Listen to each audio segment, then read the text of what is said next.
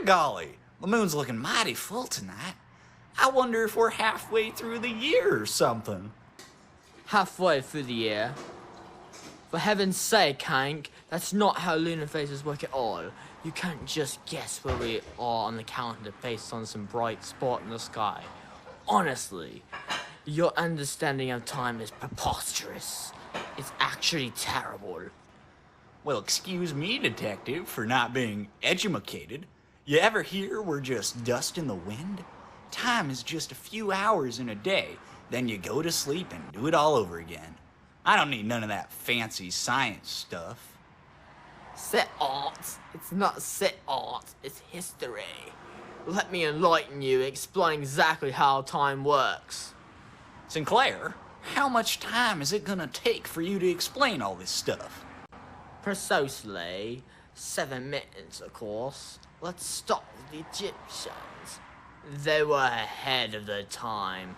Around 3000 BCE, they developed the 365-day calendar, 12 months, each month for 30 days. Then they added 5 extra days to make the year align with the solar cycle. Now hold up, 5 extra days? Just added them on at the end? That's pretty tricky. Sounds like something I'd do at a poker game. Just add a few cards when I need them. It wasn't a trick, Hank. They had observed Sirius, the brightest star. It had rose that marked the start of the annual Nile flood. That's how they synchronized their calendar. So you're telling me that they looked at the stars for when a new year was gonna happen? I reckon we could be celebrating New Year's every time the moon decides to show up. No! The stars are reliable, you simpleton! If you would take the time to listen, you would understand that. The stars were Egyptians' clock for the floods. It was predictable, yearly event. Much more useful than simply looking at the moon. Well, now why didn't they use the moon? It's the biggest thing out in space. A lot easier to spot than those tiny stars. Well, the Egyptians switched from the lunar calendar, which only had 354 days, to a solar calendar, so that it would better match up with the seasons. The lunar calendar was just too short. It couldn't keep up with the times. So the moon lied to them. No, the moon didn't lie. It was just less reliable for measuring a full year. The Egyptians were observant enough to know that they needed to match the calendar with the seasons, so that they could track farming and floods better. Alright, sure. That explains the Egyptians. But we ain't got no Nile flood to look at. How do these people tell time nowadays? You really don't know? This is common knowledge in Great Britain. Well, there's nothing great about it when there ain't no Wild West. It was Julius Caesar who made the calendar better. He was a man of grand ideas. He recruited a Greek astronomer, Sosigenes, who created the Julian calendar. It had 365 days, just like the Egyptians, but with a clever little addition. A leap year every 4 years.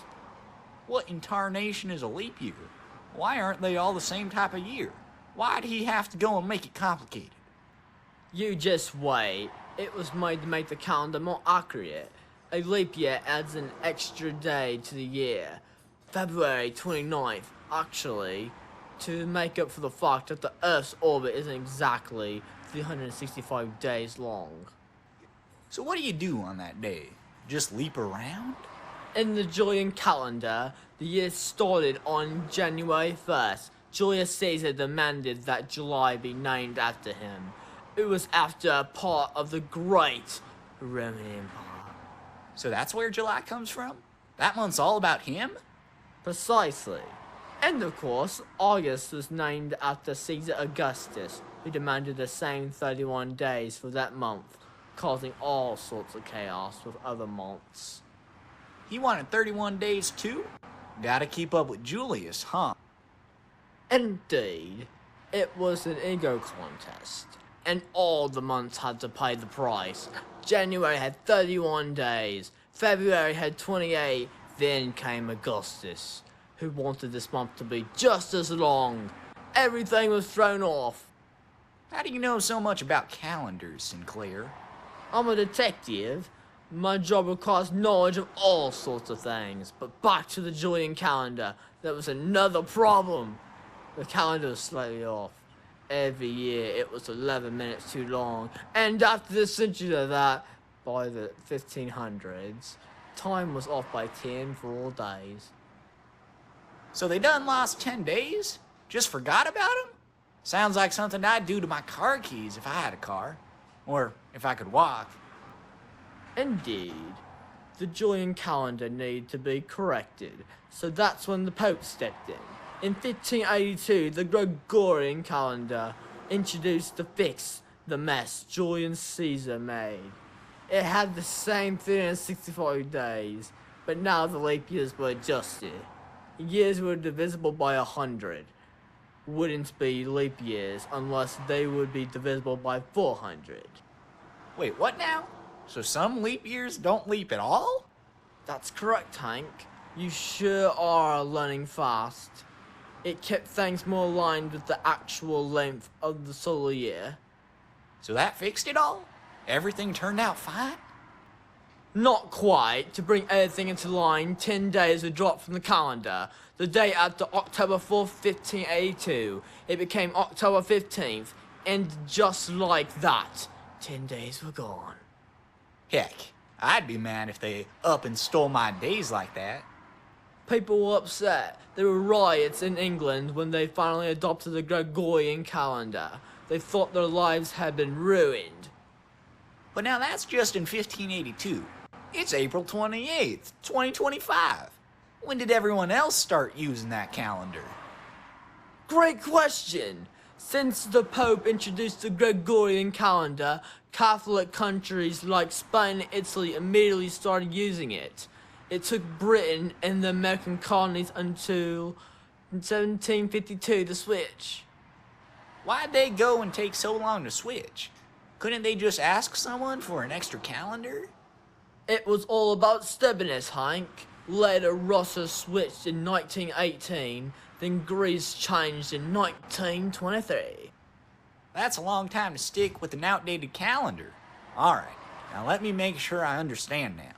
We started with stars and floods, then got a whole bunch of leap years and started switching days with new months and fancy names.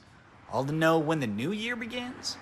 It's not all about the new year, it's so that we know that everything else happens. Birthdays, harvests, good old revolutions, the passage of time itself. Huh. You ever wonder how much time it's gonna take until we're out of this museum? Who knows, but now you understand what all this timekeeping matters. Man, and you were right on the money telling me this would take 7 minutes. Correct. And now we know why calendars are so important. It's all about time. Sinclair, you did a great job explaining in detail all you know about calendars. Thanks for helping me understand. You're welcome, chap. Now if you'll excuse me, I think I'll call the day a calendar day, of course.